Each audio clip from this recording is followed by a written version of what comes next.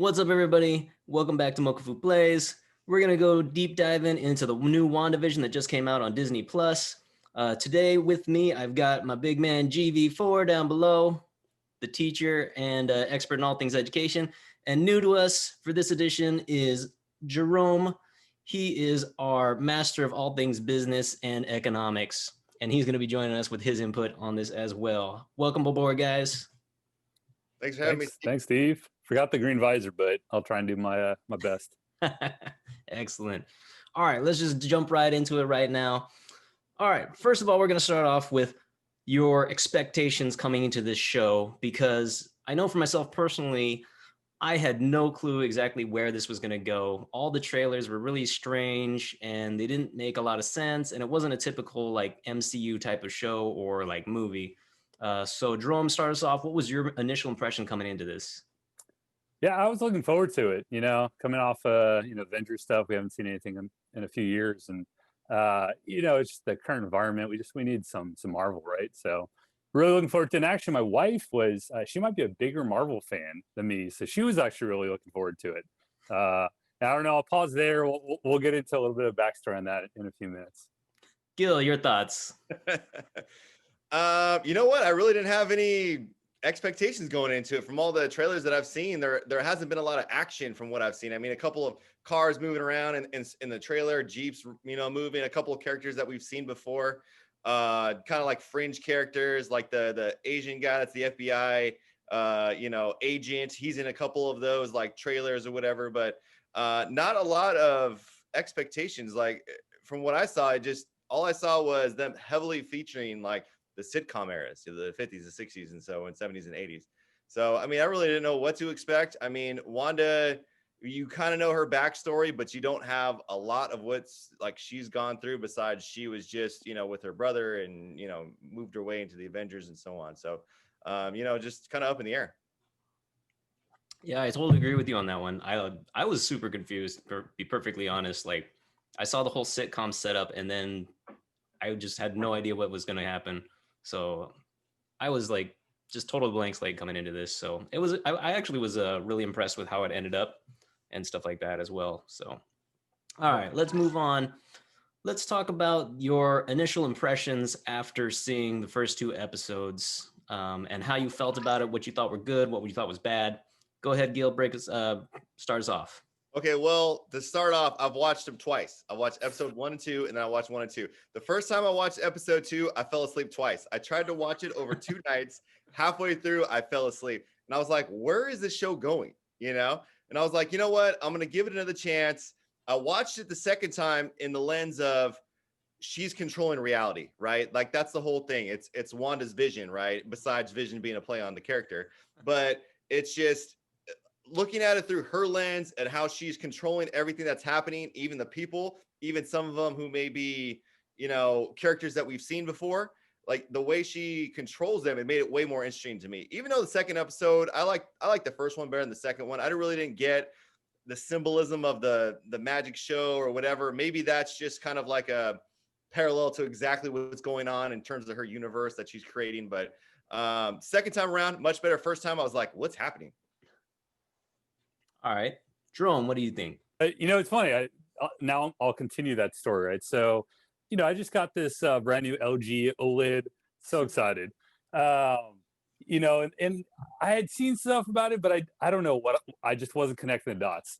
So then we put on the show, and I'm like, I don't know about this. Going back to the 50s here, and it's like shot in that image, and it's cut off on the sides here on this TV that I'm looking for this pop on it. And I'm like, all right, I'll give it, a little bit of a try. And then the laugh track kicks in, and Stacey's out. She's like, I'm done, can't watch it. So she quit. She's over it. And again, she was really looking forward to this too. So we stopped at that point. I actually ended up going back. Like, I got to give it a shot. So I started watching it, and honestly, by the end of season episode 2, thoroughly enjoy it. Like, absolutely love the show. I think there's just so much to it, and I think you have to think about it as we get into it more from the aspect of just all these little like hidden things to it, and like what's going to happen with this, and where are they going to go with it, and these like little kind of Easter eggs they pop in here and there. I think there's a lot to it, because if you just watch it like it is kind of like, you know, 50 show, and it's not really what we look at. I harping back to like my parents, you know, what growing up, and then like watching like I Love Lucy and you know, I was thinking like I Dream of Jeannie and stuff like that, and it was kind of fun, but I was also like, it's not really this era, but it's still like by the end of it, with all the other stuff that was in it, like what's coming next, like I was really starting to even enjoy that. Yeah, I totally agree with you on that.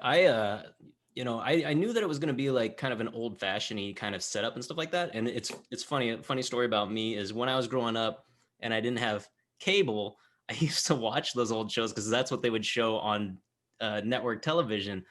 So I used to watch I Love Lucy and I Dream of Jeannie and Bewitched and all those old shows. And so this was actually kind of a nostalgia trip for me when I was watching it, because I saw the references to all those old shows, which is really weird because, I mean, granted, there are a lot of like older folks who still watch Marvel movies and stuff like that, and were into comic books back in the day.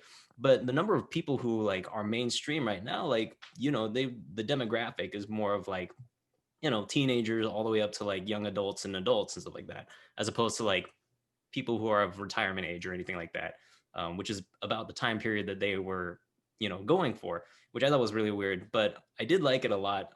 The whole fact that they actually cut it down so that it was a 4:3, just like, you know, what type of TV signal we used to get back in the day, was, I thought that was a interesting touch. Um, I didn't notice it the first time I watched it. The very first time I watched it, because I didn't get a brand new TV. I didn't realize it until the second time I watched it through, just looking for different Easter eggs and stuff like that. But that was it was a real trip. And then the whole mystery element to like what is going on here, like why are they being so weird? Why are all these scenes happening? And why are all these like little clues showing up? That's what actually drew me into the show and what's actually keeping me watching it, aside from just the nostalgia and just being like, oh, that was how they did it back in the day. Um, so I really really like the show. I'm really interested to see where it goes. I hope it doesn't do a whole like Lost thing where it just falls apart at the end. But I have a lot of confidence in Marvel, because they, you know, they've done a tremendous job with the things that they've done. And granted, not all of them are home run hits, but it's still very very interesting to watch through all of those films and flicks and TV shows that they've all put together. And there's so many now, it's like absurd. Anyways, after those initial impressions, when you guys were watching the show, I want to know what was the biggest things that kind of stuck out to you, or the Easter eggs that you saw that you think maybe people didn't catch and things like that. You know, so Jerome, hit us off and let us know some of the few things that you saw. Yeah. So you know, you mentioned like things people might not have seen. I think some of them were a little bit obvious, but then there's additional kind of tag ons to it that, you know, paint some picture that I thought were pretty interesting. You know, what I really liked was kind of the commercial breaks, and it's funny because you look back at those shows and they would kind of wipe out, you know, to like, or block out, and then when it went to it, I'm like, oh, okay, it's just gonna come right back in, and then it went to commercial, and then I thought that was pretty cool how they threw that in. I think there was one in each episode, and there was a lot in there, right? Like in the first one, in episode one, you know, right off the bat, you see Stark, right? Like everybody knows, you know, everybody pops up on that, right? But then, you know, I looked at some stuff later just to make sure like what I was seeing made some sense, and like the ticking kind of the toaster, right? In that first one, like the sound of it is actually the sound effect I think of Iron Man, like when he fires his blaster. Supposedly that's the Huh. sound of it when it's like gearing up to fire.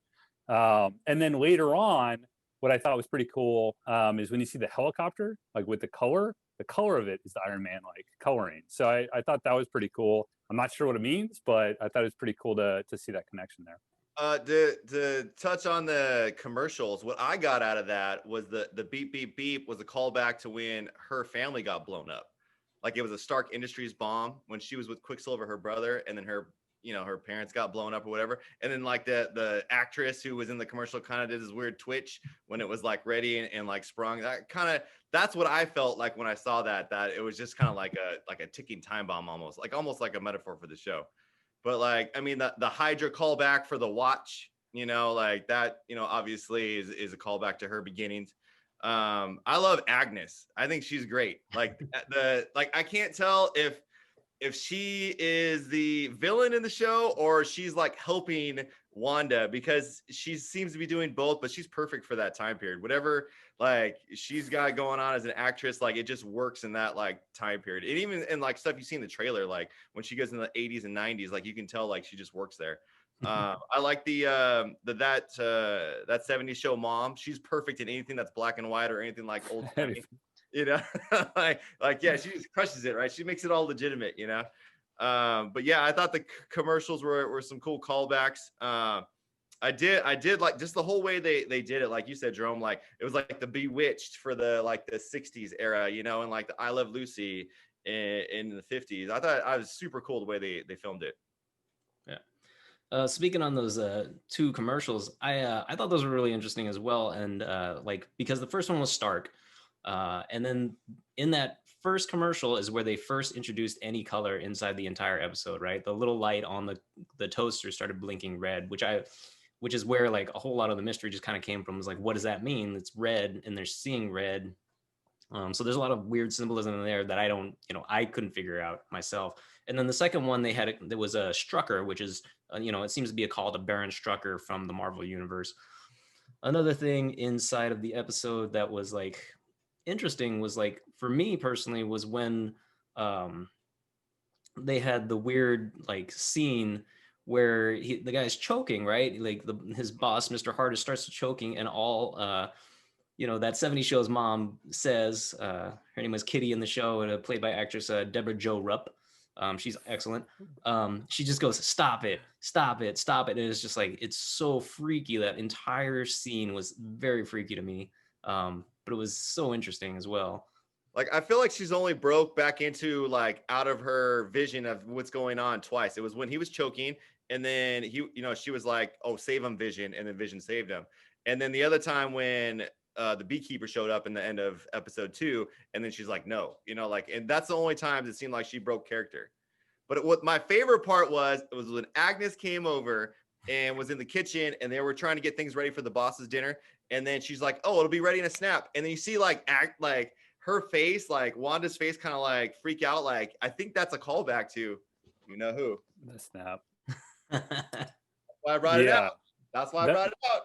That's the one I would play off of. And you were talking Easter eggs, and this isn't an Easter egg, but this is really kind of the bigger theme of the show. And Gail alluded to this before, of like, it is kind of shot from the perspective of Wanda, right? Like, it is her show, right? You think about it, and all this stuff we're talking about, all this stuff, you're going to end up like saying it's all from Wanda's perspective. There's not as much on Vision's side. And where I'm going with this is, I think it all then comes back to like, what is this, right?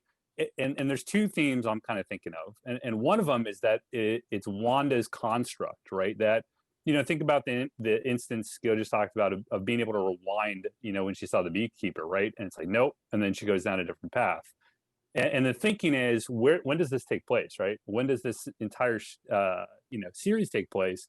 Is it after, the snap? Is it, before she comes back? Like, where does this take place, right? I think we have to figure that out later, but this could very well be in some phase of that, or it could be after the fact of like, no, basically that didn't occur, coming back.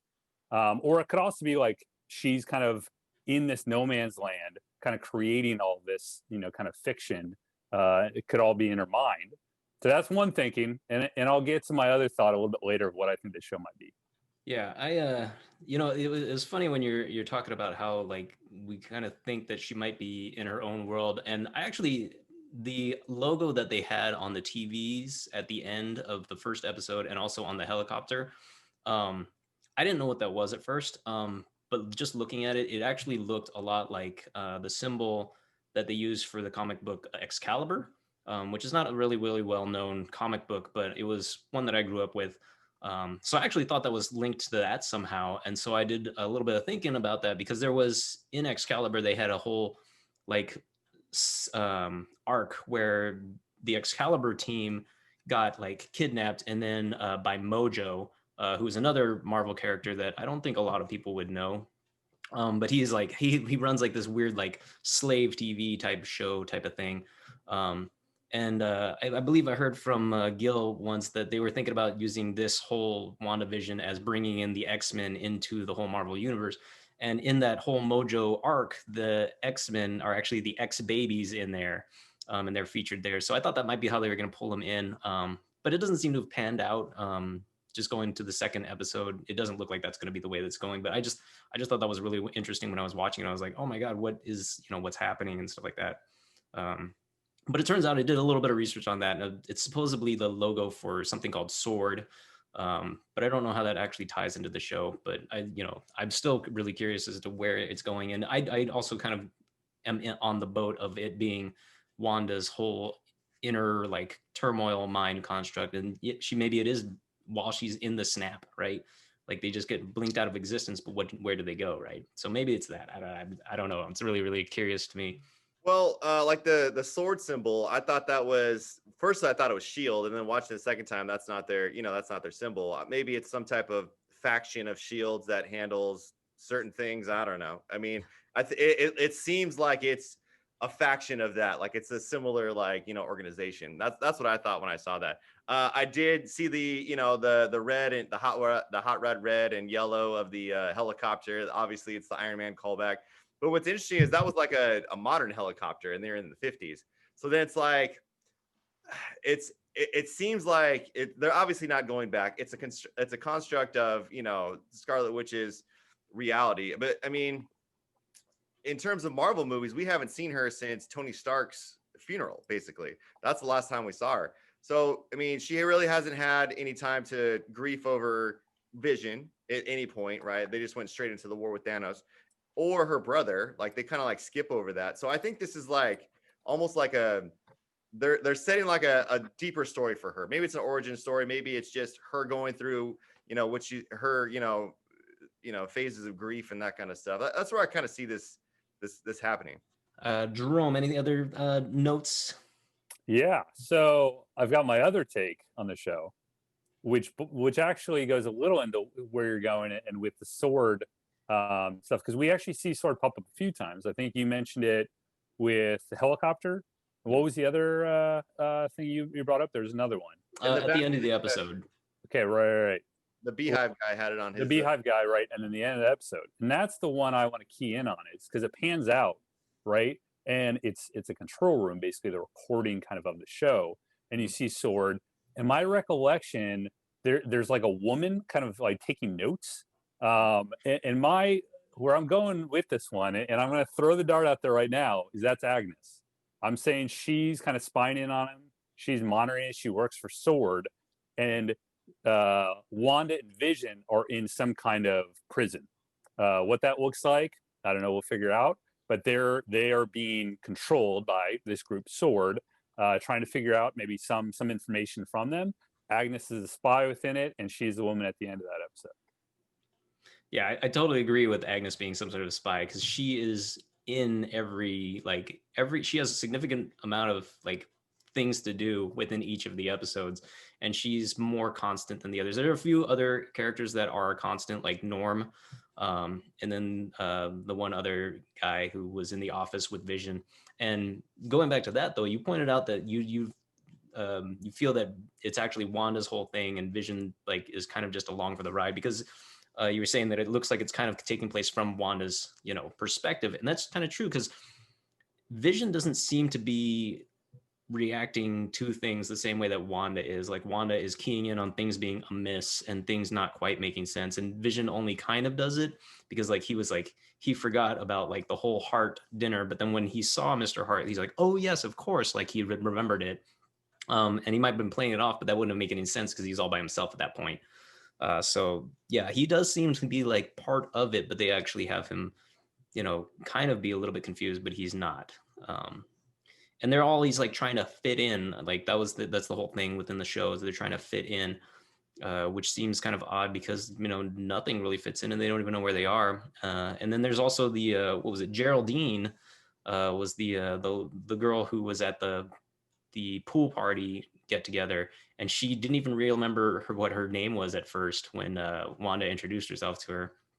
So I thought that was really weird. I think she's going to play a bigger role as well. So she's going to be probably in prison. She's probably in prison with Wanda at this point. I'm not entirely convinced that Vision is part of part of it, because he's technically like gone. And if this takes place after all the Thanos stuff, then he's definitely gone, because they didn't nothing to bring him back. But this might be part of Vision's actual story within the comic books. Is at one point he gets resurrected, so maybe this is gonna head towards that direction. We'll see about that. I think we each kind of have the take that episode 1 had more to it, right? Like it feels like there, and it could be that it was just the start of it, and you're picking up on stuff and trying to run with it. I actually really did like episode 2 though, and it was kind of, maybe I was already in that like kind of mode, that time period or whatever. But I don't know, like it was kitsky and it was fun, like the whole like magic show and kind of Vision getting gummed up and all that, and almost acting drunk. Like and they have like the animation where it's like white, sticking up the gears and all that. I thought it was kind of fun. It just completely off wall, reminded me of like Bullwinkle and Rocky, which I loved. It was just like totally off the wall stuff you don't get nowadays, and I thought that was awesome. I liked the second episode as well because of the whole magic thing. It was like her, like all these weird things, and then she's trying to explain them so they still like fit in and stuff like that. The beginning of that episode, I really kind of connected with, because it was basically a variation of the Bewitched opening. So I thought that was really, really, really interesting. And I like that whole, like, it's weird that they keep this aesthetic of being like these old shows, and they seem to be moving forward through time, so to speak. Because the first one I felt was more of like an I Love Lucy type of vibe to it. Definitely because Wanda was wearing an outfit that was very similar to like I Love Lucy. And then in the next one they had the Bewitched, which is a little bit, it was a little bit newer of a show. I Love Lucy came out before it. And then they progress also with the single dot of red color to going into full color within 2 episodes, which seemed kind of odd to me. I thought they were going to drag that out a little bit more. But then also they do a lot of really fun call outs to the old TV shows, like where they, in episode 2, where they're in the beds and they're both in twin beds, and then they put them together into a single bed. And that's something that happened during that time period, because before that everybody was kind of portrayed in being in their own beds. So I thought that was really cool about that whole, like the motif that they're using and everything like that. So we're the same, Steve. Grew up with no cable. We were watching Happy Days, like I Love Lucy, Bewitched, all that stuff, like Laverne and Shirley. But yeah, like that's perfect, right? And then her trying to explain it all, like during the play, like, she'd create a rope because Vision was, levitating. And it was only that one guy who was like, they were doing something with the piano, and then they're like, oh yeah, it's got to be fake. And he's like, no, that's my grandma's piano. Like, it's like, well, this is actually reality, but yeah, or like Vision working at IBM or whatever, computational services, and he's a robot. Like, I think that's hilarious. Like, like he just computing things all the time, and he's a robot. Yeah. I don't know if we talked, enough about it. Like the show is funny. Like it's a funny show, right? So they did a good job with that. Let's go on to the biggest points right now. We're going to go about theories. What do you think is going to happen next? Where do you think the show is going? Give us all the hot takes you could get. I know Gil's really amped up about this. Gil, go ahead and kick it off for this one, because I know you're ready.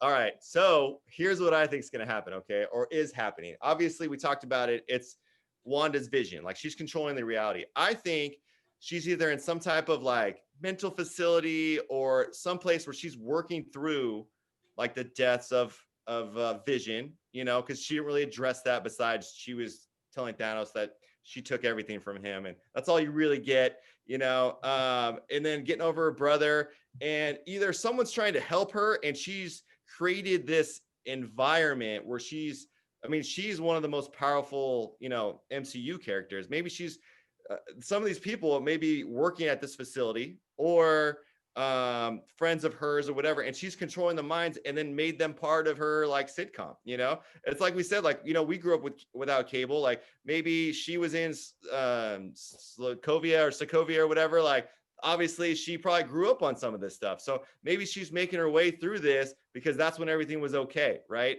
But there's only like certain breaks here and there. Obviously Vision's not around, so she's creating him, but what I think's going on with that is like whoever is on the outside trying to contact her, either one, she's created this and there's a problem, so maybe she's even some type of villain, or the Agnes chick, the neighbor, is helping her either create this or put her in this place. It's one or the other. Like she's either helping her or she's put her in this like prison, and then she's created this like reality of what's going on, and she's controlling people around her, and people are trying to break in and see if she's okay.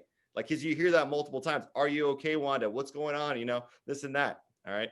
Second thing is, I did a little research, and there was a witch called Agna Harkness. Okay. She helped raise Scarlet Witch and helped her move through like her powers and stuff. Are you ready for this?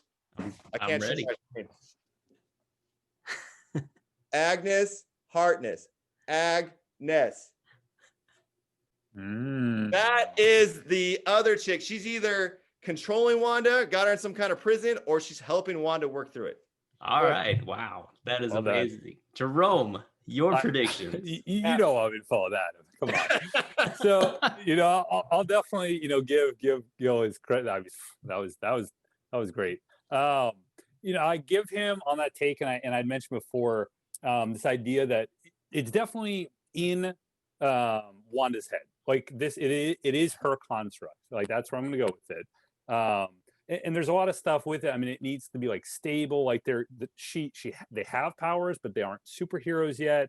Maybe we get there, but like she's trying to control it, right? But I'm going to go on the flip side of why we're there, and I'm going to go back to what I brought up before of the watching and the viewing. Is I think somebody's triggering this.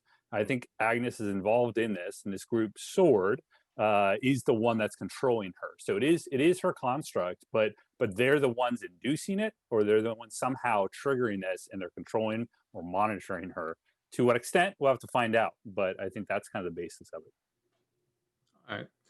Yeah, I'm kind of a little bit of both. Like I feel that she's definitely being controlled. I don't think it's all created by her. I feel like it's kind of like the movie Vanilla Sky, right? There's some sort of mental damage that's been done, and she's in some sort of facility, either by her own admission or she was captured somehow. And they are trying to get her under control, I think they don't know. She's like an unknown element to them, because that's why when they're at the dinner party with Mr. Hart says, "Why are you here? Why?" And he asks why over again. Whereas the other questions that were before that were like who, where are you from, blah, blah, blah, this, that, and whatever, but none of them were why. And he keyed in on why. So I feel that she is an unknown element to the group. Maybe Sword is the one who currently has her, in holding, and they're trying to determine whether she's safe or not, type of thing. And they're trying to also discover like what are her powers and how dangerous is she. So that's my initial thoughts on that. I don't feel that she's created herself, but I feel like it's kind of like one of those things where she's all wired into whatever this is, the matrix or whatever you want to call it. And she's actually, she has a little bit of resistance and stuff like that. And it was really funny because her whole relationship, like she was like, we don't have an anniversary. We don't have a favorite song. And they just kind of make it. And she's building all this as like a defense mechanism, right? And then, at the very end of the second episode, she's pregnant. And that was a huge moment. It was like, what is going to happen with that? Like, how is this going to be a thing? But I definitely feel like that's my take on it, is that she's actually in captivity and they're doing experiments on her to determine how dangerous or safe she is. And they're just trying to find out, which seems kind of odd because they have S.H.I.E.L.D. out there, and S.H.I.E.L.D. already knows all about her, and Tony Stark knew about her, and all the other Avengers and things like that. And I'm really actually curious as to whether this show is going to go for multiple seasons, or if it's going to end in a culmination of like a movie or something like that. So that's my take on where the future of the show is going to go. But for the next episode, I think I don't know what time period they're going to go for, because it's going to be color. So maybe it'll be like a Happy Days vibe. Like that's my thing. Maybe Happy Days or something like that. I think they're going to go to Brady Bunch. Like when she has the kids, like that. I mean, that just seems like a perfect parallel, for the 70s. I am glad they did 2 episodes. I think if it left off as like 1, I don't think we would have gotten a full vibe for what it was. I'm really happy they did 2, and they can stagger how they want from there. I thought that was a really smart move. All right. Well, we're going to wrap this up. Thank you, everybody, for joining us and taking a listen to what we have to say and discussing the things that you want to discuss with us. If you guys got any comments, go ahead and put them in the comment sections. Smash that like button, subscribe, do whatever you want to do.